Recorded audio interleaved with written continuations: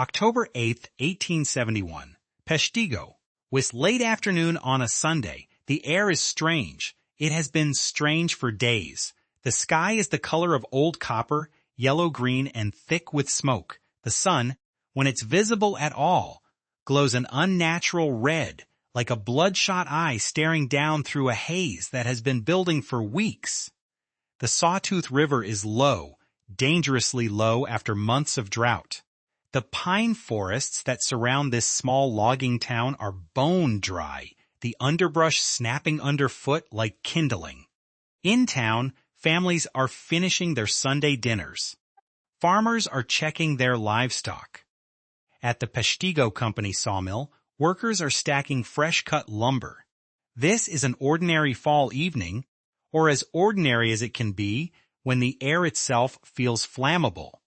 By midnight, the town of Peshtigo will have been erased from the earth. And this won't be a local tragedy. This will be the deadliest wildfire in recorded American history. 15,500 to 2,500 people will die. More than the Great Chicago Fire, which happens on the exact same night and captures every headline. More than any wildfire before or since on America's soil. Entire families swooshly cease to exist, and most of America will never hear their names. To understand what happened in Peshtigo on October 8th, 1871, you need to understand what Peshtigo was. The town sat in the heart of the great north woods of Wisconsin, surrounded by some of the densest old-growth pine forests on the continent. This was lumber country. The Peshtigo Company operated one of the largest sawmills in the Midwest, processing millions of board feet of timber each year. The town had grown around that mill, about 700 residents, a church, a school, a few saloons, a hotel, prosperous, busy, growing. But the entire economy was built on trees, and trees create waste. Every logging operation produced mountains of debris. Slash, they called it. Branches, stumps, sawdust, bark.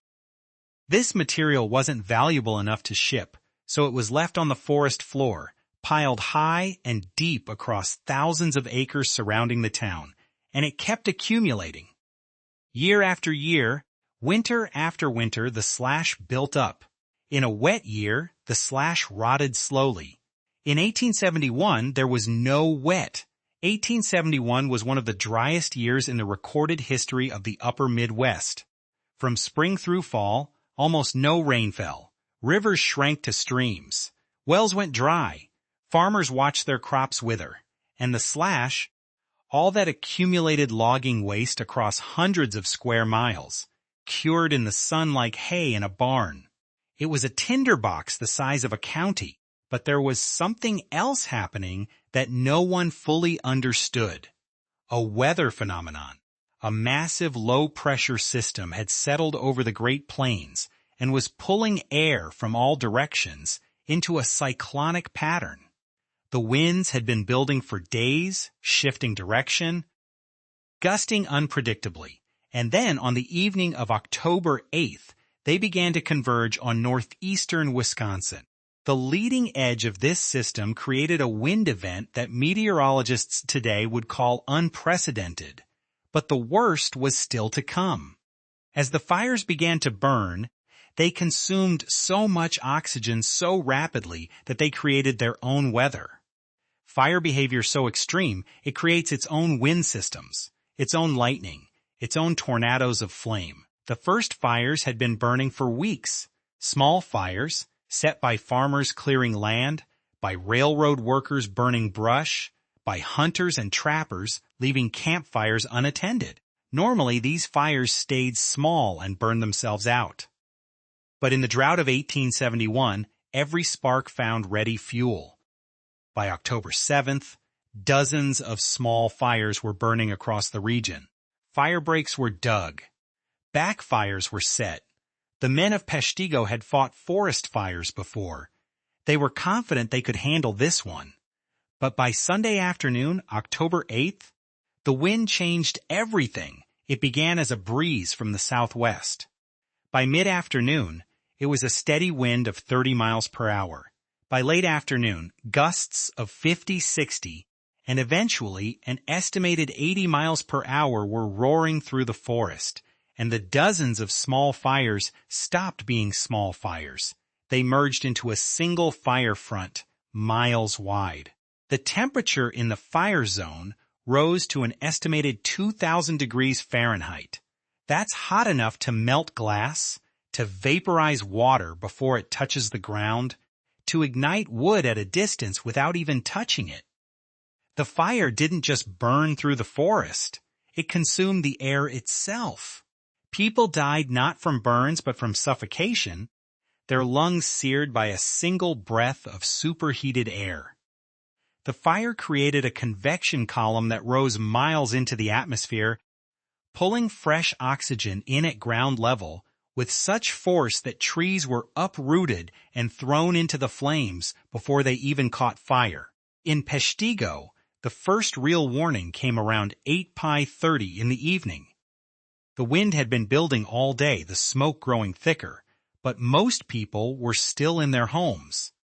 Then someone looked toward the southwest and saw it, a wall of fire filling the entire horizon, stretching from ground to sky, moving toward the town faster than a horse could run.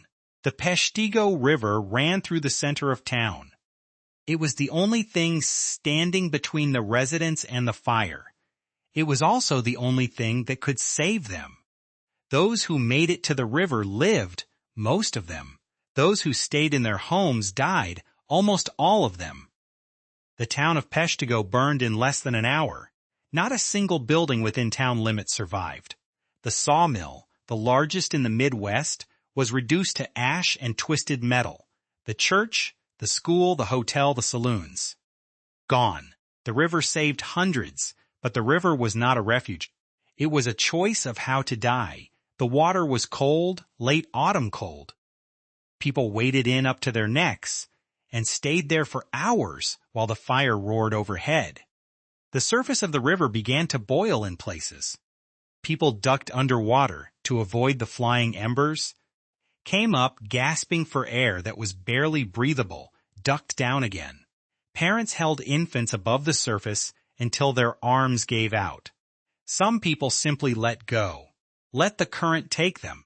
It was easier than the alternative. The fire didn't stop at Peshtigo.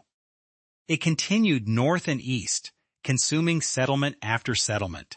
The town of Brussels, the village of Williamsonville, the farming communities around the Bay of Green Bay. In one logging camp, 37 men took shelter in a clearing and were found the next morning, all dead, lying in a circle with their hands clasped together. They had apparently decided to face death together rather than run.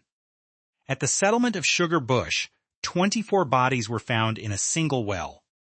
People had jumped in attempting to escape the heat. The well was dry. They died at the bottom, stacked on top of each other. When the sun rose on October 9th, it rose on a wasteland. 1.2 million acres had burned. An area roughly the size of Delaware reduced to ash and charcoal. Every town, every farm, every logging camp in the path of the fire had been destroyed. The official death toll was 1,152, but that number is almost certainly far too low. Whole families were wiped out with no one left to report them. Logging camps full of transient workers whose names were never recorded. Native American villages that were never counted in any census. Conservative estimates place the real toll at 5,500. Some historians argue for 2,500. We will never know the exact number. We will never even know all the names. And here is the cruelest part of this story. On the exact same night, October 8, 1871, the Great Chicago Fire burned through the city of Chicago.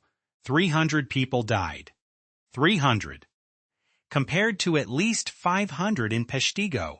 But Chicago was a city. Peshtigo was a small logging town. Chicago had telegraph lines, newspapers, politicians, famous buildings. Peshtigo had sawmills and immigrant families. The Chicago Fire dominated every headline in America for weeks. Peshtigo received almost nothing. No federal aid, no national sympathy. The deadliest wildfire in American history was buried beneath a smaller fire in a bigger city. The survivors of Peshtigo rebuilt, slowly, painfully, with almost no outside help. The forest eventually regrew. The logging industry returned. Today, Peshtigo is a quiet town of about 3,500 people. There is a museum, a small museum well-maintained but rarely crowded. In the Peshtigo Fire Cemetery, a mass grave holds the remains of 350 unidentified victims. A simple stone marker, a plaque, a few visitors each year, the deadliest fire in American history, and it is a footnote. The Peshtigo fire also produced something useful. The fire behavior that consumed Peshtigo, the fire whirls, the convection columns, the self-generating weather became a subject of intense study for foresters and meteorologists. The lessons learned informed decades of wildfire management. We study Peshtigo so it won't happen again. And yet it does. Every few years, a wildfire somewhere in the American West demonstrates the same physics, the same horror. The lessons are known. They are not always remembered. Remember Peshtigo. Remember the sky, the color of copper, the air that felt like it was waiting to ignite. Remember the families who went into the river that night and the ones who never made it there. Remember the 37 loggers who faced death in a circle, hands clasped. And remember that the deadliest disaster in American fire history happened on the same night as a much smaller fire in a much bigger city. And the city got the headlines, and the town got the silence, and 50s and 100 people were forgotten.